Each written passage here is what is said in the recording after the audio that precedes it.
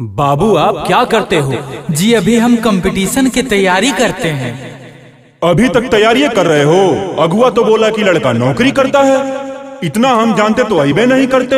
हमको तो सरकारी नौकरी वाला लड़का चाहिए। चलो चलो, टाइम बर्बाद हो गया। हित एक गिलास पानी तो पी के जाइए।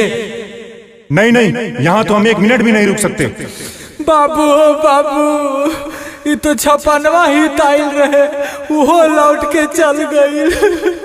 अरे तो मेरे पास क्यों रो रहे हो? रोना है तो मोदी जी के पास जाकर रोवो। ठीक बा।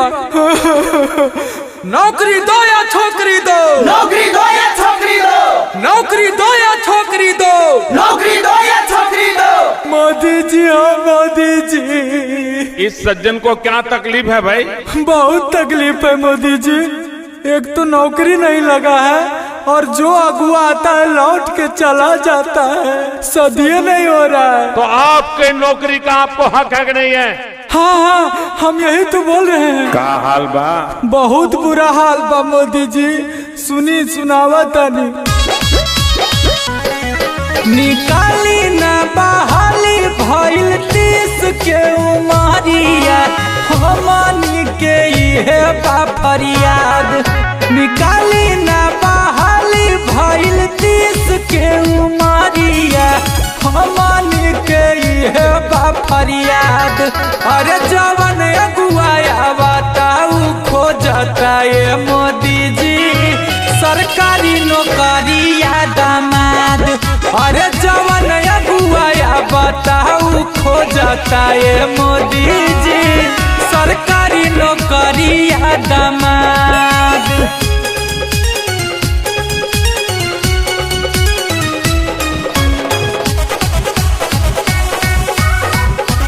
बीबी कैसे गौर मिलेगी? नौकरी ऐसी और मिलेगी, बीबी कैसे गौर मिलेगी? नौकरी ऐसी और मिलेगी।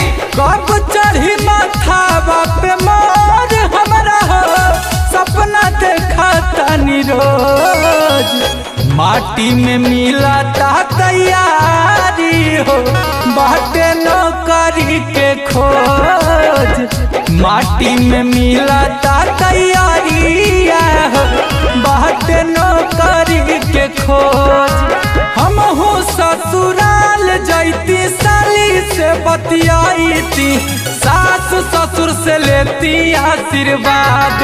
और जवन अगुआया बताऊ खोजता ये मोदी जी, सरकारी नौकरिया दामाद। और जवन अगुआया बताऊ खोजता ये मोदी जी, सरकारी नौकरिया दामाद।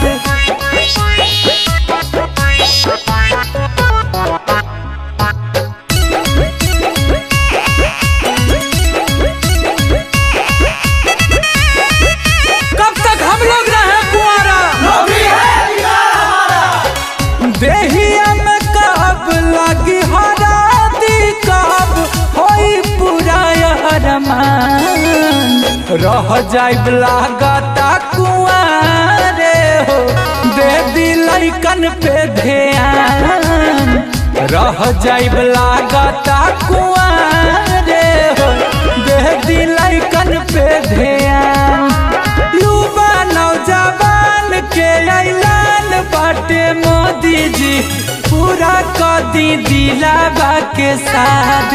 अरे जवन अगुआया बताऊ खोजता ये मोदी जी, सरकारी नौकरिया दामाद। अरे जवन अगुआया बताऊ खोजता ये मोदी जी, सरकारी नौकरिया दामाद।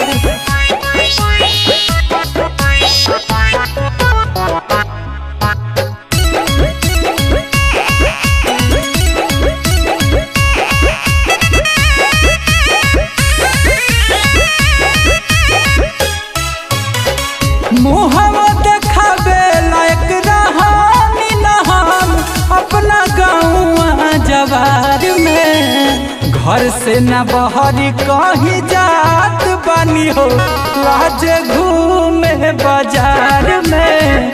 घर से न बहरी कहीं जात बानी हो, लाजे घूमे बाजार में। मन तानी हो बतिया के रखी रउआ याद। अरे जवन अगुआया बताऊ खोजता है मोदी जी सरकारी नौकरी दामाद। अरे जवन अगुआया बताऊ खोजता है मोदी